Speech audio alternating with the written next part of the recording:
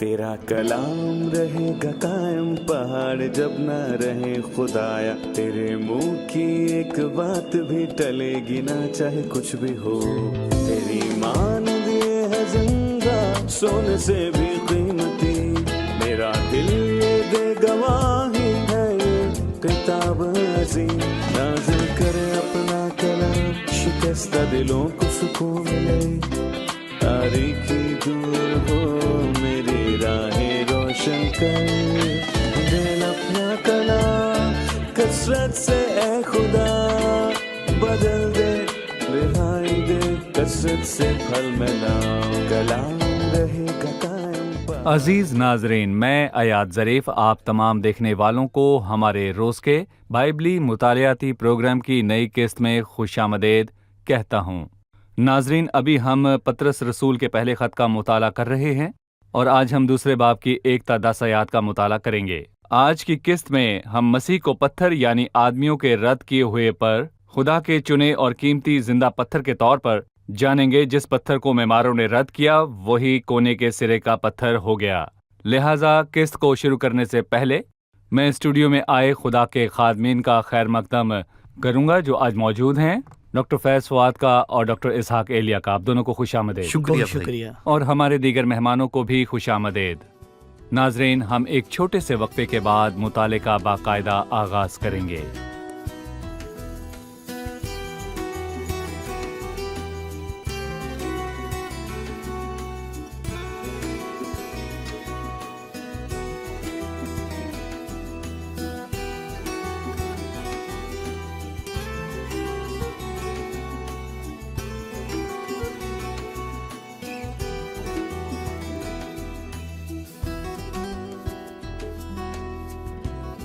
एक बार फिर से खुशामदीद। जी शुक्रिया। हम पतरस रसूल के पहले खत के दूसरे बाब पर पहुंच चुके हैं।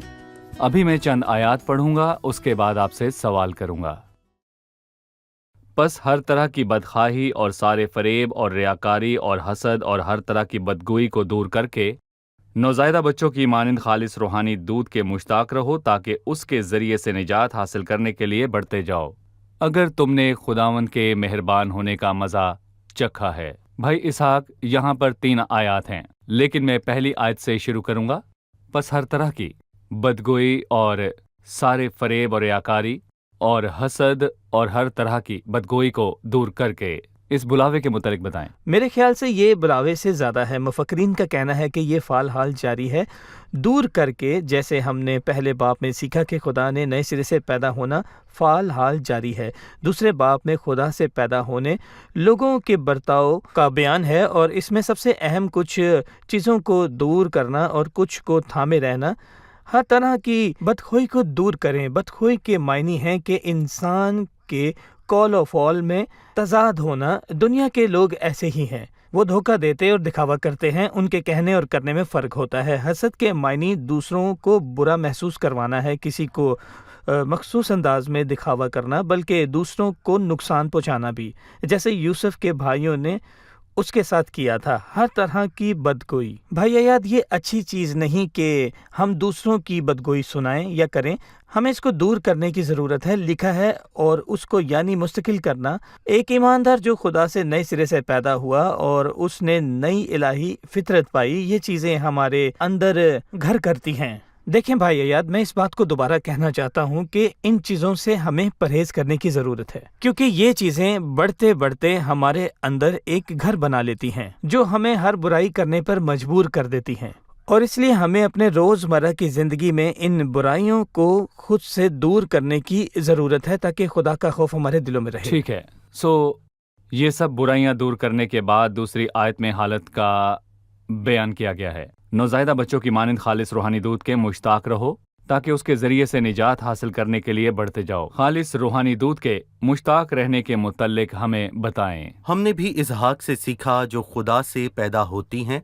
उन्हें अपनी पुरानी इंसानियत के साथ सब चीज़ों से दूर रहना है, और इसके साथ साथ ये सिखाता है कि अपनी नई शख्सियात की खुसूसियात को खुदा से पैदा होने के वसीले से मिली हैं बढ़ते जाना है, और उसकी खुसूसियात को जाहिर करना सिर्फ खुदा के कलाम को नोश करने की बदौलत है। اور یہاں پر میں یہ کہوں گا کہ بالکل نوزائیدہ بچوں کی مانند وہ بچے جب وہ پیدا ہوتے ہیں تو وہ دودھ پینے کے لیے رونا شروع کرتے ہیں، اور خدا سے پیدا ہونے والے ایمانداروں میں روح القدس بستا ہے اور وہ نئی فطرت پاتے ہیں اور ان کو کلام کے دودھ کی بھوک لگی رہتی ہے، خالص روحانی دودھ جو کہ خدا کا زندہ اور بابرکت کلام ہے۔ جو نوش نہیں کرتا وہ بڑھتا نہیں۔ کیا ایک بچہ دودھ کے بغیر رہ سکتا ہے؟ وہ کبھی بڑا نہیں ہوتا، پر جب وہ بچہ خالص دودھ پیتا ہے تو وہ اس دودھ سے طاقت پاتا ہے اور وہ بڑھتا ہے۔ اتنا بڑا بھی ہو جاتا ہے، اور اس طرح میں کہوں گا کہ اس میں نئی فطرت بھی ظاہر ہوتی جاتی ہے اور وہ اس طرح مسیح کی مانند بنتا جاتا ہے۔ اور ایک نوزائیدہ بچہ جب دودھ پیتا ہے تو اس کی بھوک بھی بڑھ جاتی ہے کیونکہ اس کی جستجو بڑھتی ہے۔ صحیح۔ اور میں نے بہت سال بچوں کا ڈاکٹر بن کر کام کیا ہے، ان کی بھوک کو بڑھانے کے لیے اس سے بہترین چیز کوئی نہیں۔ پر یہاں پر سوال یہ ہے کہ اگر کوئی بچہ کھاتا ہی نہ ہو تو اس کی بھوک ہم کیسے بڑھا سکتے ہیں؟ کیا کرنا ہے؟ بچوں کے والدین ڈاکٹر سے پوچھتے ہیں کہ ڈاکٹر صاحب بتائیے کہ اب ہم کیا کریں؟ اس کو کھانا کھلائیے، جب وہ کھانا کھائے گا جی، تو اس کی بھوک بڑھے گی صحیح۔ نا۔ اور کتاب مقدس سچ میں بہت ہی پرکشش کتاب ہے۔ خدا کے کلام کے مشتاق رہیں، اس کی آرزو رکھیں اور اس سے بھر جائیں، اس کو دیکھیں، اس کو سوچیں، اور پھر جی، آپ دیکھیں گے کہ خدا کس قدر مہربان خدا ہے۔ اگر آپ نے خدا کے کلام کا مزہ چکھا ہے، اس کو تو پڑھا ہے، خالص تو آپ دودھ اس کو کے مزید پیو۔ مشتاق ہوں گے۔ اگر آپ اور زیادہ چاہتے ہیں تو اسے مزید پڑھنا ہوگا۔ یہ خالص دودھ جیسا ہے، ایسا نہیں کہ جس میں ملاوٹ ہو۔ اور ہم نے پچھلی اقساط میں دیکھا کہ روحانی دودھ کامل حقیقت ہے، اور میں کہوں گا کہ یہ صرف کامل حقیقت ہی نہیں بلکہ یہ ایک سچائی ہے۔ جو بھی باہر کا مضر صحت کھانا کھائے اس کی بھوک ختم ہو جاتی ہے۔ اور میں یہ بھی کہوں گا کہ نوزائیدہ بچے کو خالص دودھ کی ضرورت ہے، نہ کہ باہر کے مضر کھانے کی۔ عبرانیوں کے مصنف نے لکھا، اور سخت غذا پوری عمر والوں کے لیے ہوتی ہے۔ لکھا ہے خالص دودھ کے مشتاق رہو تاکہ اس کے ذریعے سے بڑھتے جاؤ، اور ہم نے پڑھا سخت غذا پوری عمر والوں کے لیے ہوتی ہے۔ کیا یہ دو مختلف چیزیں ہیں جن میں سے ایک بائبل میں موجود ہے اور نہیں، دوسری دیکھیں نہیں؟ خدا کے کلام میں کہوں گا کہ خالص دودھ اور سخت غذا دونوں ہی موجود ہیں۔ اگر آپ بائبل مقدس کا کوئی سا بھی باب کسی چھوٹے سے بچے کو پڑھ کر سنائیں تو وہ اس میں سے اپنے مطابق غذا نوش کرے گا اور شادمان ہوگا، جبکہ پوری عمر والے بھی اس میں سے پیغام پاتے ہیں۔ خدا کا کلام ہر طرح کے اور ہر عمر والوں کے لیے مناسب ہے، اس میں کوئی عمر کی قید نہیں ہے۔ خدا کا کلام سب کے لیے یکساں ہے۔ ٹھیک ہے جی۔ ہم اس میں اور اضافہ کر سکتے ہیں کہ خدا کے کلام میں خالص دودھ کا لکھا جی، ہے۔ اس سے مراد جذباتی نہیں، لوگوں کو بہت سی تعلیمات دی جاتی ہیں کہ وہ ان کی ہوتے ہیں۔ تعریف کر سکتے ہیں۔ وہ تعلیم ان کے جذبات اور احساسات پر اثر انداز ہوتی ہے، ان کے احساس اجاگر کرتی ہے، اور ایسی تعلیم کا اثر وقتی ہوتا ہے، جبکہ خدا کا کلام خالص اور جی، یک طرفہ ہے۔ دیکھیں، ہمیں ان کو وہ کلام آمیزش۔ سنانا چاہیے جن کی اس کو ضرورت ہے، دیکھیں، تاکہ وہ کلام کو جان سکیں، اور وہ کلام جس کی ان کو خاص ضرورت ہے، کیونکہ وہ کلام ان کے لیے لوگوں ہلکا کے ہے۔ لیے ہلکا ہے۔ پر خدا کے خادموں کو چاہیے کہ وہ خالص تعلیم ان کو دیں جس کی ان کو ضرورت ہے۔ صحیح۔ جیسا کہ ڈاکٹر فیض نے ابھی کہا کہ اس سے مراد جذباتی نہیں، کیونکہ بہت سے لوگوں کو تعلیمات دی جاتی ہے کہ وہ ان کی تعریف کرتے ہیں۔ خداوند کا خادم یوں فرماتا ہے، خداوند یوں فرماتا ہے، کلام فرماتا ہے یا خدا فرماتا ہے، وہ اس میں کچھ بڑھاتے ہیں نہ ہی گھٹاتے ہیں۔ اس حصے کو ختم کرنے سے پہلے میں آپ کی رائے چاہتا ہوں کہ خالص دودھ کے مشتاق رہو اور اس کے ذریعے بڑھتے جاؤ۔ پطرس نے کہا اس کو چکھیں، اگر آپ نے اس کو چکھا تو جانتے ہیں خداوند کیسا مہربان ہے۔ یہاں کیا چکھنے کا ذکر ہوا؟ اس نے خدا کی مہربانی کا مزہ چکھنے کا ذکر کیا۔ ہم کلام کی نزدیکی حاصل کر کے یہ تصدیق کیسے کریں کہ خدا مہربان ہے؟ جی یہاں کیا چکھنے کا ذکر اور اس نے خدا کی مہربانی کا مزہ چکھنے کا برتاؤ بتایا ہے۔ ہم کلام کی نزدیکی حاصل کر کے یہ تصدیق کیسے کریں کہ خدا مہربان ہے؟ آپ نے عبرانیوں کے 4 باب میں سخت غذا کا بیان سنا ہے۔ عبرانیوں کے 12ویں خط میں لکھا ہے، کیونکہ خدا کا کلام زندہ اور مؤثر اور ہر ایک 2 دھاری تلوار سے زیادہ تیز ہے۔ 13ویں آیت ہے، اور اس نے مخلوقات کی کوئی چیز نہیں چھپی۔ یہاں اس نے اس سے مراد خدا کی ہے۔ آپ اس کے حضور کھڑے آپ ہیں۔ خدا کے حضور کھڑے ہیں۔ جب آپ خدا کے کلام کا مزہ چکھیں گے تو خدا کا کلام، اس کی باتوں کو سنتے ہیں، آپ خدا کو مانتے اور ذاتی طور اس پر کا اس کا ذاتی مزہ طور چکھتے پر ہیں۔ مزہ چکھتے ہیں۔ ہم اس کے کلام اور اس کے وعدوں کے ذریعے اس کی مہربانی کا مزہ چکھتے ہیں۔ جی ٹھیک ہے، ابھی ہم ایک رپورٹ دیکھیں گے، پھر مطالعے میں مزید آگے بڑھیں گے۔ ہم یہ یاد رکھیں کہ بچے اور بڑے دونوں ہی انسان ہیں۔ جی، وہ عمر کے مختلف حصوں میں موجود ہیں۔ بچے کو بڑھنے کے لیے دودھ کی ضرورت ہوتی ہے تاکہ پوری عمر کا ہو جائے۔ اسی طرح مسیحی خدا کے کلام کو پڑھتے ہیں۔ ایک ایماندار خدا کے کلام سے دور ہو کر بڑھ نہیں سکتا، بس ہمیں بڑھنے کے لیے خدا کے کلام کی ضرورت ہے۔ جی، ہم چھوٹے معاملات سے شروع کرتے ہیں، لیکن ایک دن ہم اس کی تعلیم اور کلام کی گہرائی میں جائیں گے۔ میرے دوستو، میری دعا ہے کہ آپ اس کلام سے بھرپور سیکھیں اور اس کو بھرپور پڑھیں۔ یہ آپ کی ذاتی زندگی کی بڑھوتی کا وسیلہ بنے گا۔ تیسری آیت، اگر تم نے خداوند کے مہربان ہونے کا مزہ چکھا ہے، یہاں شرط لفظ ہے۔ ہمیں اس آیت کا مطلب بتائیں۔ جی ڈاکٹر فیض۔ اگر تم نے خدا کے مہربان ہونے کا مزہ چکھا ہے، اگر جب کوئی تک خداوند کی مہربانی کو نہ جانے تو وہ خدا کے کلام کو کھول کر نہیں پڑھتا۔ شکر کرو کہ وہ صحیح، بھلا ہے اور اس کی شفقت ابدی ہے۔ ٹھیک ہے۔ آپ کلام مقدس کھولیں تو آپ جانتے ہیں کہ خدا کتنا بھلا ہے۔ نوزادہ بچوں کی مانند اس خالص دودھ کے مشتاق رہیں جس کے ذریعے آپ بڑھتے اگر جائیں۔ تم نے خداوند کے مہربان ہونے کا مزہ چکھا ہے، اس دودھ کے مشتاق رہیں تاکہ اس سے زیادہ محبت رکھیں اور اس کو مزید جان سکیں۔ بھائی اسحاق، میں 4تھی آیت پڑھنا چاہوں گا۔ یہاں کچھ یوں مرقوم ہے، اس کے یعنی آدمیوں کے رد کیے ہوئے پر خدا کے چنے ہوئے اور قیمتی پتھر کے پاس آ کر تم بھی زیادہ پتھروں کی طرح روحانی گھر بنتے جاتے ہو، تاکہ کاہنوں کا مقدس فرقہ بن کر ایسی روحانی قربانیاں چڑھاؤ جو یسوع مسیح کے وسیلے سے خدا کے نزدیک مقبول ہوتی ہیں۔ ہم 4تھی آیت پر چلتے ہیں۔ اس کے یعنی آدمیوں کے رد کیے ہوئے پر خدا کے چنے ہوئے قیمتی زندہ پتھر کے پاس آ کر۔ یقیناً یہ مسیح کی بات کر رہا ہے، اس کے پاس آ کر، اور لکھا ہے خداوند مہربان ہے، قیمتی زندہ پتھر کے پاس آ کر۔ مسیح وہ ذریعہ ہے۔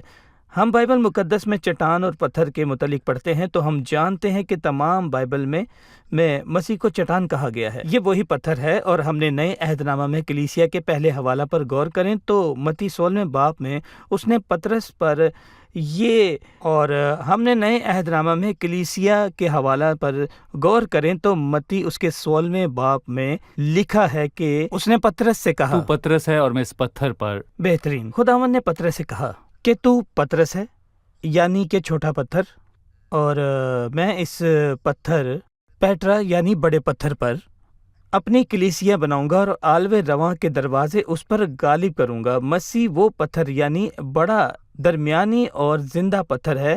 ہم یوں کہہ سکتے ہیں کہ خدا کے بیٹے مسیح پر ایمان لانا ہی وہ پتھر ہے جس پر مسیحی ایمان اور کلیسیا بنی ہے۔ اس زندہ پتھر کا ذکر اس آیت میں ہوا۔ بائبل مقدس میں یہ آیت کم از کم 7 مرتبہ دہرائی گئی، یہاں تک کہ مجھے یاد ہے کہ دونوں عہد ناموں میں اس کا ذکر ہوا جس پتھر کو ماموروں نے رد کیا۔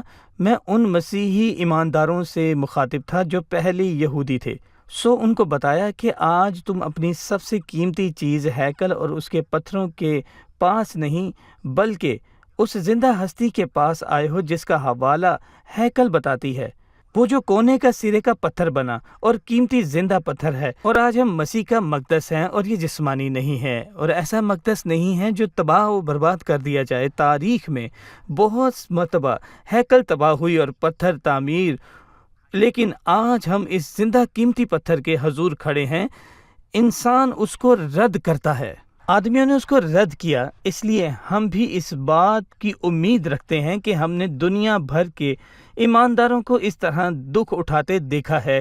جب ہم اس زندہ پتھر کی پیروی کریں تو اسی طرح دکھ اٹھاتے دیکھا ہے۔ آپ کتنے مبارک ہیں کہ آپ کی نسبت اس سے ہے، اور کتنے ہی دکھ میں ہو، اور خدا کی نظر میں آپ کتنے ہی مبارک ہیں۔ بھائی اسحاق، اگر ہم دانیل کے 2 باب کو پڑھیں تو اس میں لکھا ہے ایک پتھر بغیر ہاتھ لگائے بغیر ہاتھ۔ تراشا گیا اور اس نے مورت کو توڑا اور وہ بڑا پہاڑ بن گیا۔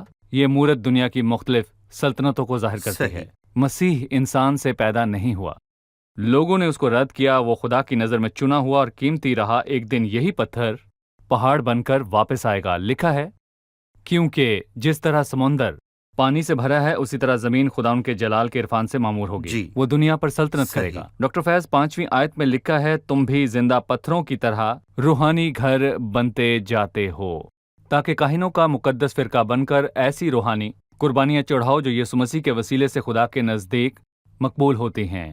مسیح کو لوگوں نے رد کیا لیکن خدا کی نظر میں مقبول ٹھہرا۔ ہم زندہ روحانی پتھر ہیں، اس سے کیا مراد ہے؟ پطرس نے سلیمانی ہیکل کا حوالہ دیا جو یہودیوں کے لیے بہت خاص تھی۔ وہ کوہ موریا پر بنی پہاڑ کو تراش کر اصل پتھروں سے بنائی گئی، اس کو چمکایا اور کوہ موریا پر لے گئے۔ انہوں نے پتھروں کو کاٹ کر ان میں سے اصل پتھر لے کر اور پتھروں پر پتھر رکھ کر اسے بنایا اور اس پر فخر کیا۔ اور یہ وہی ہیکل ہے جہاں خداوند نے اپنے جلال کے بادل شکنا کو اتارا تھا، اور اسی لیے ان کے دلوں میں ہیکل سے دور اور جدا ہونے کا سچ میں بہت زیادہ دکھ تھا۔ پطرس نے ان سے کہا تم نے کچھ کھویا نہیں، تم نے یسوع مسیح کو پایا اور اس پر ایمان لائے۔ اور پطرس نے پھر ان سے کہا کہ وہ بڑا پتھر ہے اور ہم روحانی گھر بناتے جاتے ہیں جہاں خدا ان کا روح بستا ہے، اور کوئی گھر مردہ پتھروں سے نہیں بنتا جس کو پہاڑ سے کاٹ کر چٹکایا جائے، بلکہ ایک روحانی گھر ہے جو ہم سے بنا ہے، اور ہم مردہ نہیں بلکہ ہم زندہ پتھر ہیں۔ اور یہ سب سے اہم ہے، ماضی میں لاوی ہیکل میں کاہن کی خدمات سر انجام دیا کرتے تھے اور وہ جانوروں کی قربانیاں چڑھایا کرتے تھے، اور بالکل اسی طرح جب آپ کوئی روحانی گھر بنائیں تو آپ کو قربانیاں چڑھانی ہوتی ہیں۔ نہ صرف اب آپ اس کا مقدس بنے ہیں بلکہ آپ ایک کاہن ہیں اور آپ کو کاہن کے بھی فرائض انجام دینے ہیں۔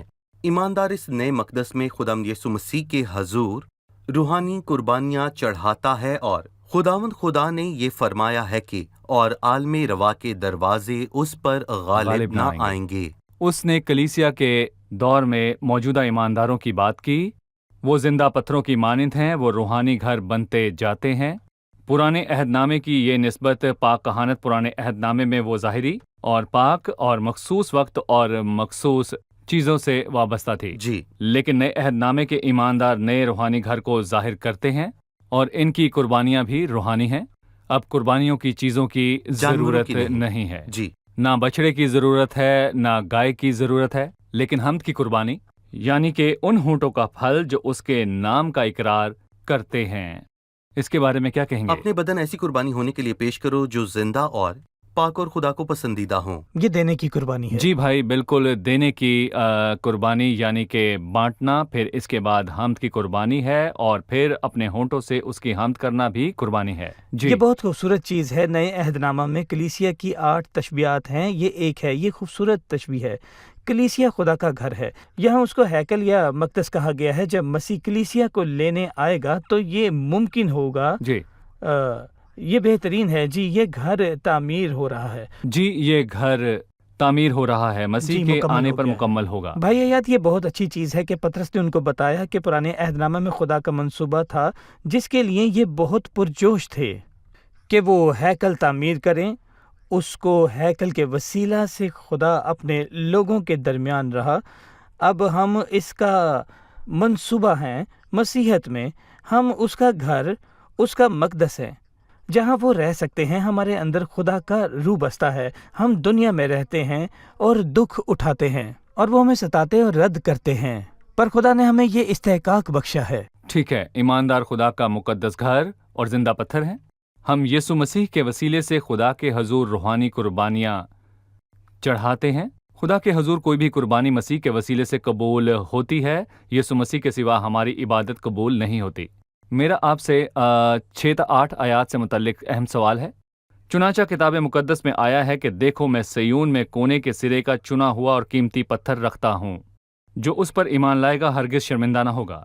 बस तुम ईमान लाने वालों के लिए तो वो कीमती है, मगर ईमान ना लाने वालों के लिए जिस पत्थर को मेमारों ने रद्द किया वही कोने के सिरे का पत्थर हो गया और ठेस लगने का पत्थर और ठोकर खाने की चट्टान हुआ, क्योंकि वो नाफरमान होकर कलाम से ठोकर खाते हैं और इसी के लिए मुकर्रर भी हुए थे। भाई इसहाक, मैं चाहता हूँ कि आप इन आयात की वजाहत करें। पतरस रसूल ने अच्छा हवाला दिया है। मख्तूनों का रसूल यहाँ वो यहूदी असूल के मुतल्लिक बताता है। उसने इस आयत का हवाला दिया जिसका बाइबल मुकद्दस में 7 मरतबा जिक्र है। मैं उनमें से 2 हवाला जात बताऊंगा। ज़बूर 118 में जब यीशु ने अहदनामा में मत्ती की अंजील में अपने आप को पत्थर कहता है, मत्ती 21:12 में इसका तकसरा हुआ। बाइबल मुकद्दस के अलावा ये तारीखी अहमियत रखता है। जब यहूदी हैकल की तामीर कर रहे थे, तारीखी लिहाज से जब यहूदी हैकल को तामीर कर रहे थे, तो हमने डॉक्टर फयाज से सुना कि उन्होंने पत्थरों को तराशा और पहाड़ की एक तरफ रखते, उसके बाद उनको वो 2 मोरिया के सिरे तक ले जाया करते थे। एक अजीब पत्थर था। शुरुआत में मामूरों ने इस अजीब पत्थर को देखा, लेकिन उसको नस्ब करने की जगह ना बना सके। उन्होंने उसको बेकार जाना, शायद वो गलती से तराशा गया हो, और उन्होंने उसको रद्द कर दिया। हैकल की तमीर मुकम्मल करते हुए उन्होंने एक पत्थर की तलाश की जो बाकी पत्थर को मुख्तलिफ सिमत से जोड़ सके। वो 3 सिमत से उस पत्थरों को जोड़ता कोने है। के सिरे का पत्थर। जी बिल्कुल, ये वहाँ मौजूद नहीं था। तब किसी को एहसास हुआ कि एक पत्थर को वो पहचान न सके और उसको पहाड़ से सिरका दिया। उन्होंने वो पत्थर ढूंढा जब तक कि वो उनको मिल न गया। पहले उसको रद्द किया, फिर बहुत मुश्किल से उसकी तलाश करके उसको वापस पहाड़ पर लेकर आए। उस पत्थर को उसकी जगह पर नस्ब किया और ये कहानी एक मिसाल बन गई और वही कोने के सिरे का पत्थर हो गया। और यही वो वजह है जो खासकर उस कौम को बयान करती है, और मसीह वही है जो कोने के सिरे का पत्थर बना। ठीक है, अब हम मेहमानों से एक और सवाल लेंगे। 9वीं आयत है, लेकिन तुम एक बरगुज़ीदा नस्ल, शाही काहिनों का फिरका, मुकद्दस कौम और ऐसी उम्मत हो जो खुदा की खास मलकियत है, ताकि उसकी खूबियां जाहिर करो जिसने तुम्हें तारीकी से अपनी अजीब रोशनी में बुलाया है। इसकी वजाहत करें। लेकिन तुम एक बरगुज़ीदा नस्ल, शाही काहिनों का फिरका, मुकद्दस कौम और ऐसी उम्मत हो जो खुदा की मलकियत हो। ठीक है जी भाई। पतरस रसूल ने मुआजना किया कि यहूदी होते हुए तुम्हें ये इस्तेहकाक हासिल है, और मसीह से रिश्ता कायम करने के वसीले से उनको कैसा इस्तेहकाक हासिल है। यहूदी खुदा के चुने हुए लोग थे, उसकी मलकियत, और उन्होंने अपनी जिंदगियां खुदा को वक्फ की थीं। उनका ये हक उनसे छीना नहीं गया, और पतरस रसूल ने फरमाया कि मसीह को कबूल करने के बाद वो एक बरगुज़ीदा नस्ल और शाही काहिनों का फिरका और मुकद्दस कौम और ऐसी उम्मत हैं जो खुदा की खास मलकियत हैं। और मिस्र में इसराइलियों ने अपने दरवाज़ों की चौखटों पर बर्रे का खून छिड़का, और खुदा ने सिर्फ तब ही उनको अपनी मलकियत नहीं बनाया, बल्कि हम उसकी खास मलकियत हैं। उसने हमें अपने खून से खरीदा है, और शाही काहिनों का फिरका होते हुए हमें मुख्तलिफ कहानत मिली है। पहले काहिनों के मुकद्दस फिरका की बात हुई कि रूहानी कुर्बानियां चढ़ाएं। ये ईमानदारों से खुदा के रिश्ते को बयान करता है। अमूदी सिमत से मुराद खुदा के साथ हमारा रिश्ता है, और फानी यानी लोगों के साथ हमारा रिश्ता है। हम उसकी तमजीद करें। हमें तारीकी से निकालकर रोशनी में लाया। और मैं यहाँ पर इस सूरत हाल को बयान करूंगा कि पौलुस और सेलास कैद में थे। वो किसी हैकल में या फिर ईमानदारों के दरमियान मौजूद ना थे। मेरा ईमान है कि उन्होंने काहिनों के मुकद्दस फिरका और शाही फिरका दोनों के मुताबिक काम किया। मुकद्दस फिरका के मुताबिक आधी रात को पौलुस और सेलास दुआ कर रहे और खुदा की हम्द के गीत गा रहे थे। उन्होंने रूहानी कुर्बानियां दी और काहिनों के मुकद्दस फिरका की अहम मिसाल दी, और दरोगा और सब कैदियों ने 2 कैदियों को हम्द करते देखा, और पौलुस ने दरोगा को खुद को मारने से रोका और उसको यकीन दिलाया कि वो वहीं पर मौजूद हैं। और पौलुस ने उस खुदा की हम्द की जो उनको तारीकी से निकाल कर रोशनी में ले आया। उसकी खूबियां जाहिर करो जिसने तुम्हें तारीकी से अपनी अजीब रोशनी में बुलाया है। और जब हम उसकी तमजीद करें تو شاہی فرقے کو ظاہر کرتے ہیں۔ بالکل، اگر ہم اس پر غور کریں کہ کاہنوں کے مقدس فرقے کا ذکر شاہی فرقے سے صحیح۔ پہلے بیان ہوا، ڈاکٹر فیاض نے کہا کہ پالوس اور سیلاس قید میں خدا کی تعمیر کر رہے تھے، اسی طرح انہوں نے خدا کے ساتھ رفاقت رکھی اور حقیقی تمجید کی۔ وہ قیدیوں سے بات کر سکتے تھے، جو اس بات سے واقف ہیں صحیح، وہ جی۔ لوگوں سے جا کر بات جی۔ کر سکتے تھے۔ یوحنا کے 10ویں باب میں یسوع نے فرمایا، دروازہ میں ہوں، اگر کوئی مجھ سے داخل ہو تو نجات پائے گا اور اندر باہر آئے گا۔ ایک بہترین عمودی رشتہ ہی اچھے افقی رشتے کا ضامن ہے۔ بالکل۔ آپ دونوں کا شکریہ۔ اب ہم مہمانوں سے ان کی رائے جانیں گے۔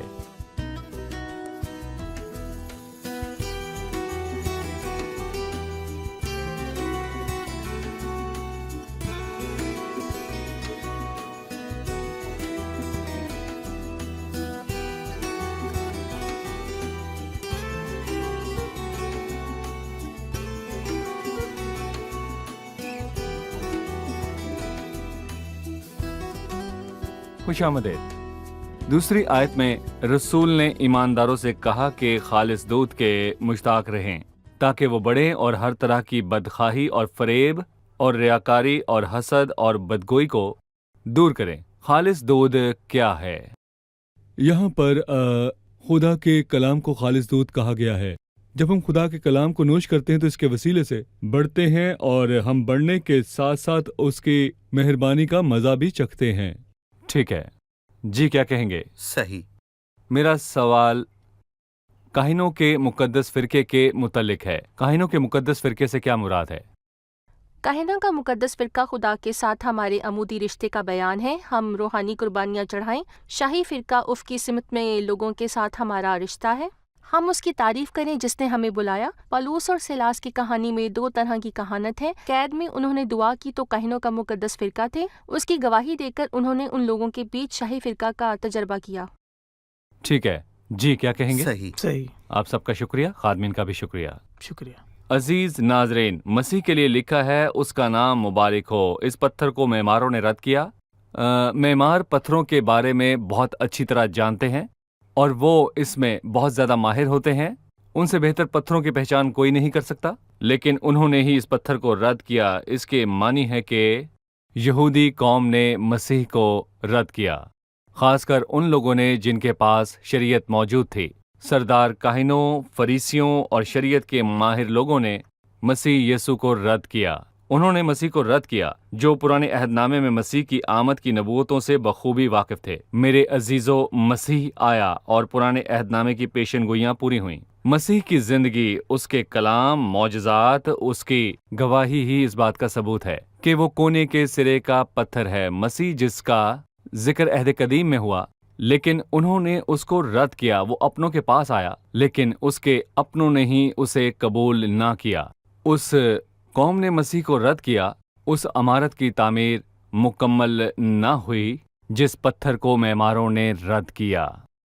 لوگوں نے اس کو رد کیا، پر خدا کی نظر میں وہ قیمتی اور چنا ہوا پتھر ہے۔ اگر آپ مسیح پر ایمان رکھتے ہیں تو کاہنوں کے مقدس فرقے میں شامل ہوتے ہیں تاکہ روحانی قربانیاں دے جو مسیح کے وسیلے سے خدا کے حضور مقبول ٹھہریں۔ میری دعا ہے کہ آپ مسیح کو قبول کریں۔ اگلی قسط میں پھر ملاقات ہوگی۔ خداوند آپ کے ساتھ ہو۔